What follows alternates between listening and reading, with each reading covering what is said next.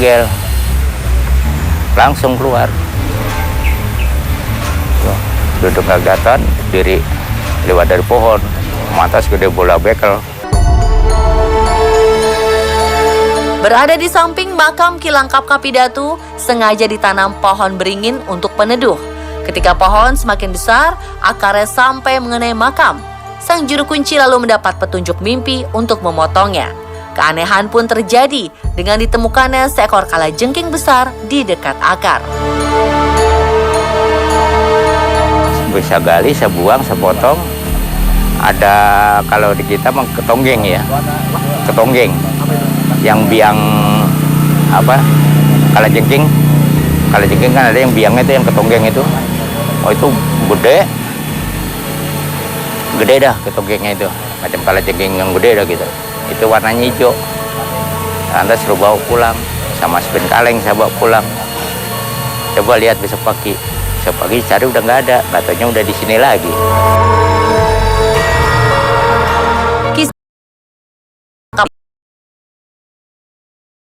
Misteri.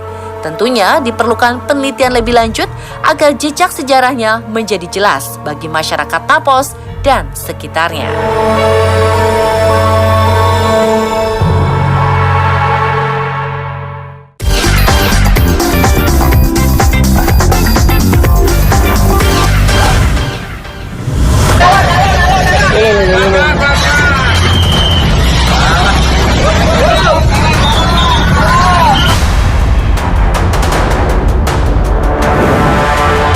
Dalam sebuah video yang diunggah salah satu akun pengguna Twitter pada Sabtu 25 Maret 2023, jalanan Magelang, tepatnya di jembatan Elo Bojong Medut, Kecamatan Mungkit, Kabupaten Magelang, Jawa Tengah, dipenuhi ribuan laron.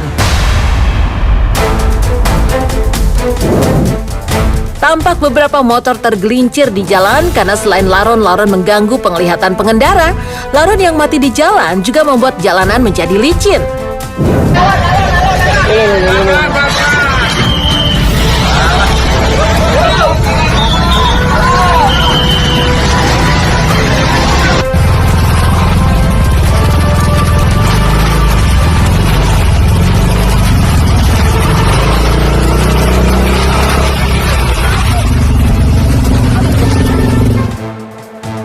Diduga hujan deras menjadi pemicu ribuan laron menyerbu jalanan untuk membuat jalan kembali kondusif.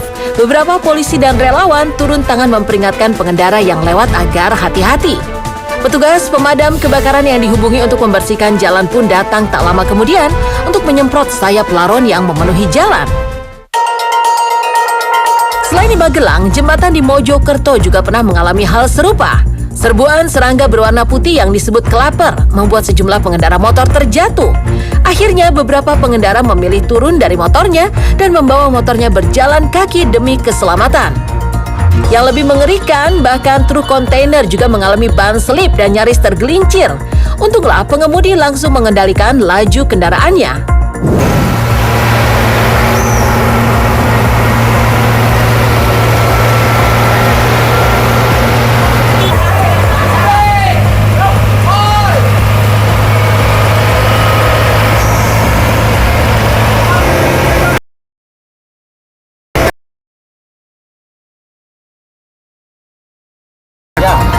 Kadang suka jelip tadi. Kenapa Pak kok banyak selip Pak? Ya, saking licinnya. Ini kejadian sering di sini Pak? Kemudian tadi terparah ini. Ini paling parah? Iya. Seorang pengendara mengungkapkan serbuan klaper ini biasa terjadi jelang musim kemarau. Tiap hari mas, lewat sini tiap hari. Ini biasanya kalau mau habis musim penghujan, selesai mau kemarau, pasti banyak hewan-hewan ini. Kenapa kok jalan kaki Mas? Ya jalannya licin mas, licin sekali. Semoga saja kejadian seperti ini tidak lagi menghantui pengguna jalan ya. Dan untuk pengemudi kendaraan roda 2, roda 4 maupun kendaraan besar lainnya tetaplah waspada dan berhati-hati selama di jalan. Karena keselamatan lebih penting dari apapun. Kalau yang ini struggle dengan serangga di jalan, yang satu ini struggle banget sama hubungannya dan berakhir dengan perceraian.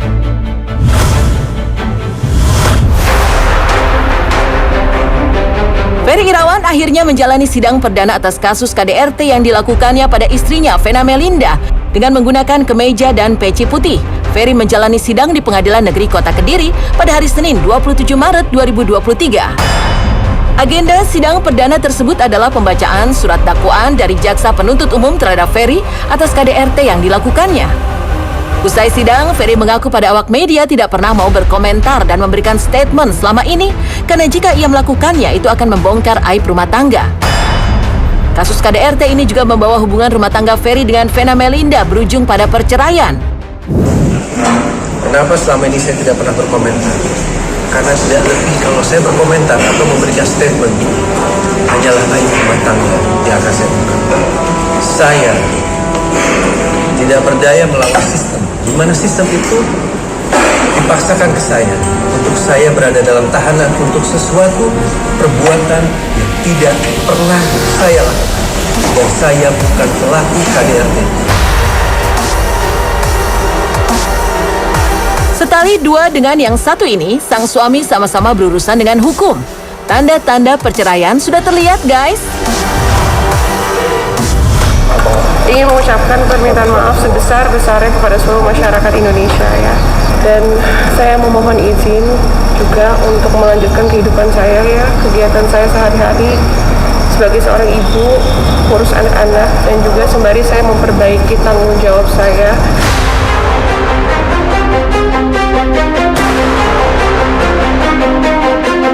Rumah tangga Iris Bella dan Amar Zoni sedang ditimpa masalah. Sang suami yang ditangkap polisi pada 8 Maret 2023 lalu karena kasus penyalahgunaan narkotika membuat rumah tangga mereka yang awalnya nampak harmonis kini berada di ujung tanduk. Hal itu dapat terlihat dari username media sosial Iris Bella yang sudah tak lagi menyematkan nama Amar Zoni. Awalnya username TikTok yang digunakan Iris Bella adalah Amar Z dan Iris B. Akun tersebut memang digunakan Iris Bella dan Amar Zoni bersama-sama. Tapi saat ini kok akun itu jadi nama Mrs. Iris Bella aja? Kenapa ya? Apa pertanda mereka tak akan menggunakan akun tersebut barengan lagi? Atau malah mereka yang bakalan berpisah dan gak akan barengan lagi? Pasalnya, di salah satu unggahan Ibu Iris Bella, netizen mengendus isyarat dukungan untuk Iris Bella bercerai dengan sang suami. Amar Zoni memang sudah kedua kalinya berhubungan dengan polisi karena kasus narkoba. Wajar banget ya kalau Iris Bella sangat kecewa, terutama sang mertua. Sebagai orang tua, pastinya Ibu Iris Bella menginginkan anaknya didampingi oleh suami yang tak terjerumus pada hal-hal merugikan. Apalagi kalau sudah jatuh ke lubang yang sama 2 kali. Berarti kan Amar Zoni tidak belajar dari kesalahan. Apa itu ciri-ciri suami yang bisa diandalkan? Ya, kita lihat saja akan seperti apa kelanjutan dari rumah tangga Iris Bella dan Amar Zoni ini ya. Doakan yang terbaik aja untuk keduanya. Toh masih tanda-tanda kan? Beda lagi sama yang ini, rumah tangganya memang lagi proses cerai.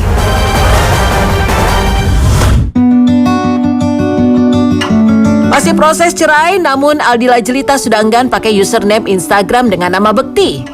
Terbukti Dila kini memiliki Instagram baru dengan username yang mengandung unsur nama lengkapnya. Tapi ternyata bukan cuma Dila aja yang memutuskan untuk buru-buru move on.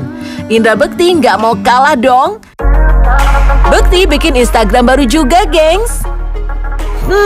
Roman-romannya mereka emang udah siap berpisah dan siap untuk memulai hal yang baru ya. Jangan sampai lupa aja ya untuk selalu menjaga hubungan baik Kak Dila dan Mas Bekti. Ingat, masih ada anak kalian yang butuh kasih sayang lengkap dari ayah dan ibunya. Kita nih setiap hari, setiap buka puasa, setiap mau sahur, kita saling postingin kegiatannya Mas Bekti ntar makan apa karena lagi nggak puasa Mas Bektinya. Tapi aku juga ngasih tahu nih anak-anak buka puasa ini, terus ngaji ini apa, jadi kita masih komunikasi, alhamdulillah. Duh, lagi proses cerai tapi kok malah bikin netizen baper dan berharap mereka bersama lagi ya. Tapi ngomong-ngomong soal cerai, ada yang udah 2 kali digugat cerai karena istrinya mudah bilang cerai nih. Siapa sih? Kepoin kuy.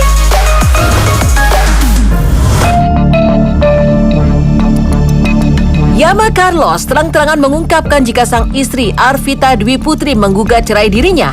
Yama juga mengakui jika dirinya sama sekali tidak mengetahui apa yang menjadi penyebab dari pengajuan perceraian tersebut. Proses gugat cerai yang diterima Yama secara tiba-tiba ini jelas membuatnya kaget, sebab Yama merasa rumah tangganya sedang tidak berada di persimpangan jurang. Saya pribadi ini, menurut saya ya semua rumah tangga pasti ada masalah. Ya. Tinggalkan bagaimana kita melihat masalah itu. Dan menyelesaikannya. Ya, kalau saya pribadi, sebesar apapun, sekecil apapun masalah, nggak saya akan gunakan serta-merta untuk menyudahi rumah tangga. Padahal pada 21 Februari 2023, dirinya dan sang istri masih bersikap biasa saja. Bahkan Yama masih sempat mengantar anak ke sekolah. Ternyata pada 22 Februari malam ketika Yama harus kerja ke Garut, mendadak ia dapat chat panjang lebar dari sang istri yang intinya meminta cerai. Benarkah proses gugatan ini sudah akan memasuki sidang pertama? Prosesnya tanggal 30 Maret nanti sidang pertama mediasi. Itu loh, dan saya pasti hadir. Itu. Berkas udah saya masukkan, tinggal tunggu tanggal 30 Maret di Pengadilan Negeri Tangerang Kota untuk sidang mediasi yang pertama. Dari yang disampaikan Yama, kentara banget kalau dirinya masih ingin bersama ya. Padahal Yama sudah pernah digugat oleh sang istri sebelumnya. Duh, apa tidak trauma dan capek Mas Yama masih berharap mau keluarga kembali utuh lagi? Gugatan cerai pertama yang didapat Yama dari sang istri terjadi pada tahun 2017. Padahal saat itu sang anak Marco belum lama dilahirkan. Kala itu, Yama membawa kabur sang anak hingga sang istri harus pontang-panting menghubungi Yama demi bisa bertemu dengan anaknya lagi. Sekarang gantian, sang istri yang malah membawa kabur anak. Dan menurut penuturan Yama, sudah 1 bulan dirinya sama sekali nggak tahu tentang keberadaan anaknya. Dan ini tanggal berapa sih? Tanggal 20 ya? Besok pas sebulan saya nggak tahu Marco ada di mana. Anak Nggak tahu ada di mana sampai detik ini. Besok pas sebulan. Jadi kalau istilahnya istilah kasarannya saya kecolongan 21 Februari malam itu aku berangkat ke Garut untuk kerja. Nah, besokannya aku terima WhatsApp yang panjang lebar, ya intinya keluar dari rumah bawa anak, terus akan mengirimkan surat gugatan.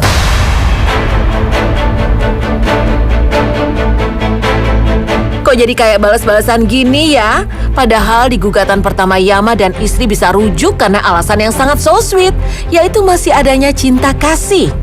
Di gugatan kedua ini pun Yama masih berharap bisa rujuk lagi. Harusnya sih Mas Yama kalau memang mau rujuk penyebab istri muda bilang cerainya dicari solusinya dong. Kalau rujuk tapi tidak ada solusinya, bukankah masih ada kemungkinan akan muncul prahara lagi ke depannya? Tapi emang apa sih penyebab perceraiannya? Well, kalau Yama masih berusaha agar gugatan cerainya dibatalkan, yang satu ini malah sudah berhasil cerai dan udah dapat pengganti sang mantan loh. Baru 4 bulan bercerai, Reza Arab keciduk udah dapat pengganti Wendy Walters dari unggahan Instagram Stories temannya. Dalam video singkat yang diunggah tersebut, Reza dan cewek yang diduga pacarnya itu sedang asyik bernyanyi.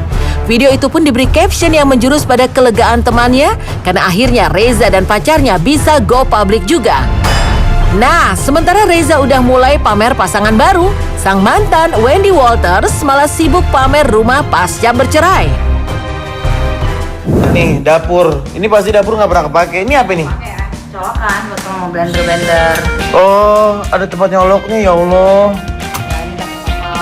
Soal masaknya yang kayak ngebul. Wah, ada pintu rahasia, Wen. Ya Allah. Kenapa sih? Rentan banget lu pada. Oh, tangganya aja lampu, ya Allah. Coba, ini kalau yang biasa mah sayang, Wen. Lampu ginian, Wen. Bel listriknya. Bagus banget. Kamar healing, kamar lu. Kamar healing, oh tempat orang stres. Tempat lo diem-diem stres ngebayang-bayangin nasib lo yang mewah ini. Ada kulkas. Hancur nggak lo? Ya Allah, Justin Bieber.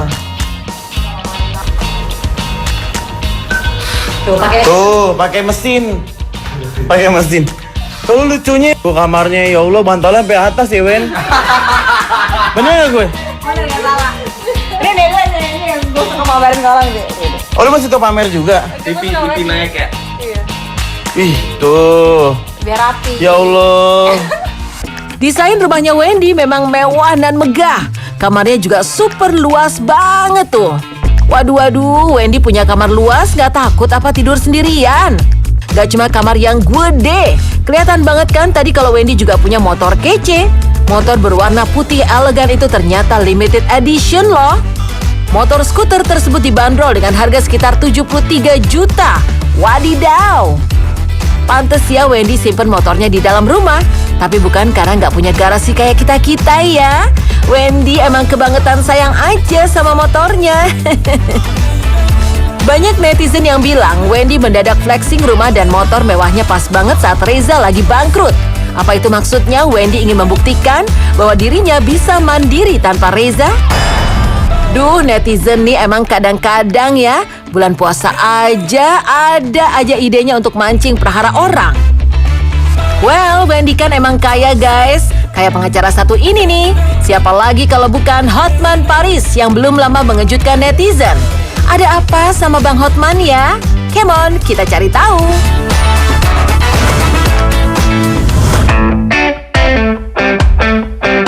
Siapa sih yang nggak kenal Hotman Paris? Bukan pengacara biasa. Hotman Paris adalah pengacara kondang yang juga dikenal Sultan karena kekayaannya. Bang Hotman selalu tampil fashionable dengan setelan jas senada yang kelihatan banget mahalnya. Gak heran deh kalau di dompetnya berisi puluhan juta. Yang bikin heran adalah Bang Hotman hampir aja kehilangan dompet tersebut. Waduh bang, dompet isinya tebel kok nggak kerasa pas jatuh ya. Untung aja Bang Hotman lagi mujur, karena dompetnya ditemukan oleh seorang petugas cleaning service yang jujur. Dompet yang diketahui berisi dolar Singapura dan Amerika senilai 70 juta rupiah itu akhirnya kembali pada pemiliknya. Hal ini membuat Hotman Paris sangat terharu. Bang Hotman sama sekali nggak nyangka ada orang yang hatinya masih semurni itu guys. Karena nggak jarang orang bakal gelap mata kalau lihat dompet tak bertuan yang jatuh di jalan kan? Apalagi isinya puluhan juta. Tadi kita kasih hadiah penghargaan berupa uang, dia tolak lagi. Sebelumnya 2 kali dia tolak uang. Tadi akhirnya saya paksa saya masukkan uangnya dan dia sepertinya menangis.